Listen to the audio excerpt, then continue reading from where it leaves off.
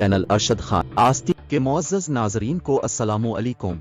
आज से ठीक 111 साल कब्ल टाइटैनिक एक अंधेरी रात में एक बर्फानी तौदे आइसबर्ग से टकरा गया था। उस वक्त जहाज पर सवार ज्यादातर मुसाफिर नींद की आगोश में थे। हादसे के वक्त टाइटैनिक 41 किलोमीटर फी घंटा की रफ्तार से इंग्लैंड के शहर साउथहैम्पटन से अमेरिका के शहर न्यूयॉर्क की तरफ बढ़ रहा था और सिर्फ 3 घंटे के अंदर 14 और 15 अप्रैल 1912 की दरमियानी रात टाइटैनिक बहर ओकियानूस में डूब गया था। वो जहाज जिसके बारे में कहा जाता था कि वो कभी नहीं डूबेगा, न सिर्फ चंद घंटों में समंदर में गर्क हो गया बल्कि इस हादसे में 1500 के करीब अफराद भी हलाक हुए थे। 111 साल बाद भी उसे सबसे बड़ा समुद्री हादसा समझा जाता है। सितंबर 1985 में इस जहाज की बाकियात को बहर ओकियानूस में जाए हादसा से हटा दिया गया था। हादसे के बाद ये बहरी जहाज कनाडा से 650 किलोमीटर के फासले पर 3843 मीटर की गहराई में 2 हिस्सों में बट गया और दोनों हिस्से एक दूसरे से 800 मीटर के फासले पर थे। 111 साल गुजरने के बाद भी इस हादसे के वजूहात के बारे में मुअम्मे मौजूद है। इस जहाज को बनाने वालों को इस पर बड़ा मान था।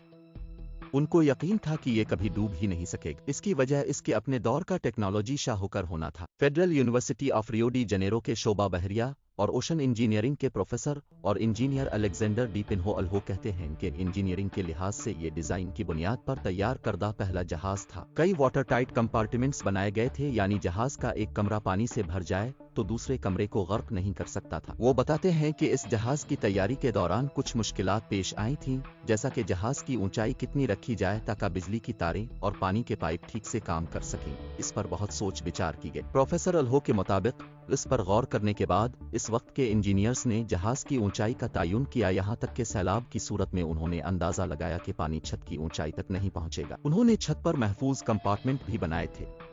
लेकिन फिर ये जहाज क्यों तबाह हुआ?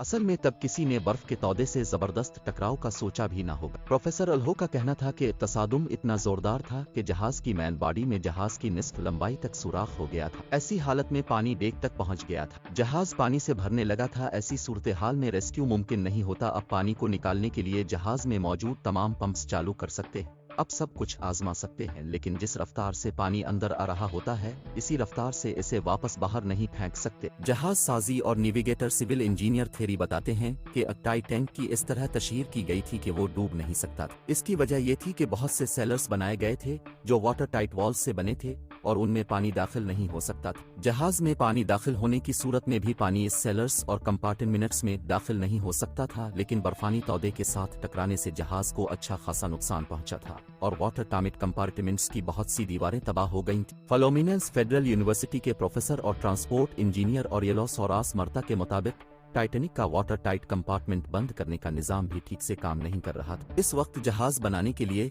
जो धात इस्तेमाल होती थी वो मौजूदा स्टील की तरह मजबूत नहीं थी। सोर्स मर्ता का कहना था कि उस जबरदस्त तसादुम के बाद जहाज की साख्त में तब्दीली आई, दरवाजे बंद नहीं हो रहे थे, वो फंस गए थे। टाइटैनिक को इस दौर में भी खालिस स्टील से बनाया गया था, लेकिन इस वक्त का स्टील ऐसा नहीं था, आज के फौलाद की तरह मजबूत नहीं था। साओ पालो में मिकन्जी प्रेस्बिटेरियन यूनिवर्सिटी के प्रोफेसर और मेटलर्जिकल इंजीनियर जॉन वेतोविक बताते हैं कि 1940 की दहाई तक जहाज का मरकजी हिस्सा शीट मेटल से बना था। अहम बाद में धातों को पिघलाकर उन जहाजों की मरकजी बॉडी बनाने के लिए इस्तेमाल किया गया था। वेतोविक बताते हैं कि इसके बाद से टेक्नोलॉजी और मवाद बहुत बदल चुके हैं। अब धात पिघल कर आपस में जड़ी हुई है। स्टील बनाने में कार्बन का इस्तेमाल कम होना शुरू हो गया है और मैंगनीज का इस्तेमाल बढ़ने लगा है। आज का स्टील बहुत मजबूत है। जॉन वेतोविक के मुताबिक आज के बहरी जहाज पानी, समंदरी लहरों के उतार चढ़ाव और समुद्री तूफानों से हम आहंग होने की ज्यादा सलाहियत रखते हैं। बड़े हादसों के बाद इसकी वजूहात में इंसानी गलतियां भी हमेशा पाई जाती हैं। माहिरीन के मुताबिक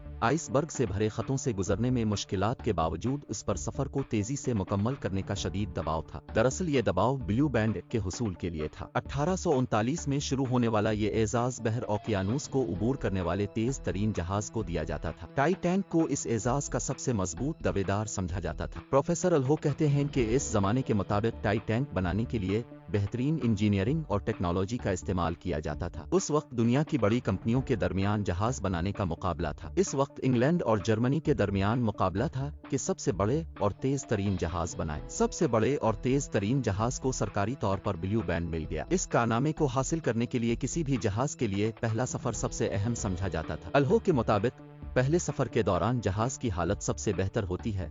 जहाज पहले सफर में तेज तरीन रफ्तार हासिल कर सकता है और टाइटैनिक ने भी तेज तरीन रफ्तार हासिल करने की कोशिश। बच जाने वालों में से बहुत से लोगों ने बताया कि जहाज के कप्तान को अर्ध गिर्द के इलाके में बर्फ के तौदे के बारे में इत्तला दी गई थी, लेकिन इसने जहाज की रफ्तार कम नहीं की क्योंकि वो तेज रफ्तारी से बहर ओकियानूस को उबूर करने की कोशिश कर रहा था। टाइटैनिक अकेला जहाज नहीं था।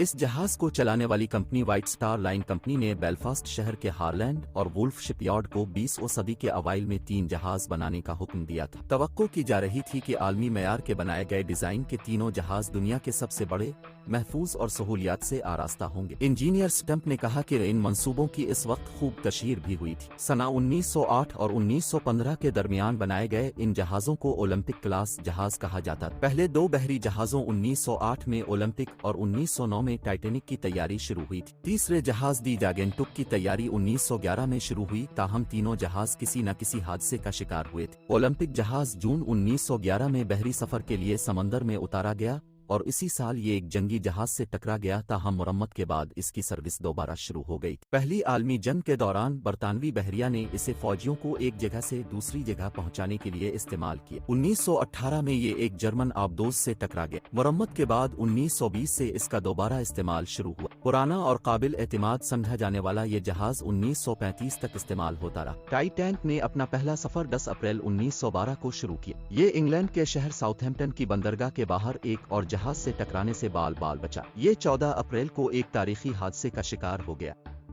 जागेंटुक ब्रिटानिक को भी ज्यादा इस्तेमाल नहीं किया जा सका। उसका नाम बदलकर ब्रिटानिक रख दिया गया। बरतानवी बहरिया ने पहली आलमी जंग के दौरान उसे अस्पताल में तब्दील कर दिया। ये जहाज नवंबर 1916 में डूब गया था। ये तीनों जहाज अपने जमाने में बहुत बड़े थे, लेकिन आज के मुकाबले में बहुत छोटे कहलाए जाएंगे। मर्ता का कहना है कि वो आज के जहाजों के मुकाबले में सिर्फ एक कश्ती थे।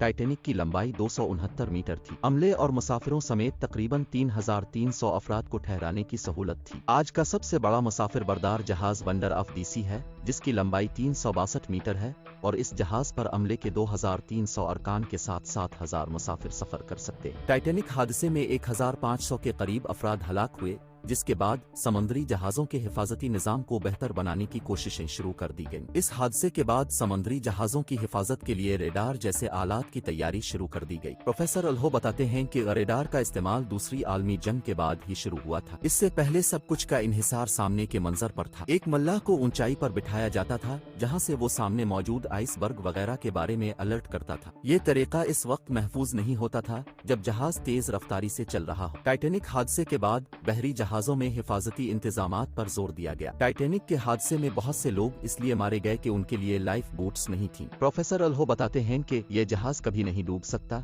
इस यकीन की वजह से जहाज में सिर्फ आधी लाइफ बोट्स रखी गई थीं। मर्ता का कहना है कि यह हादसा समुद्री जहाजों की हिफाजत के हवाले से एक अहम संग मील साबित हुआ। समुद्री जहाजों की हिफाजत के लिए इदारा जाती फ्रेमवर्क बनाया गया।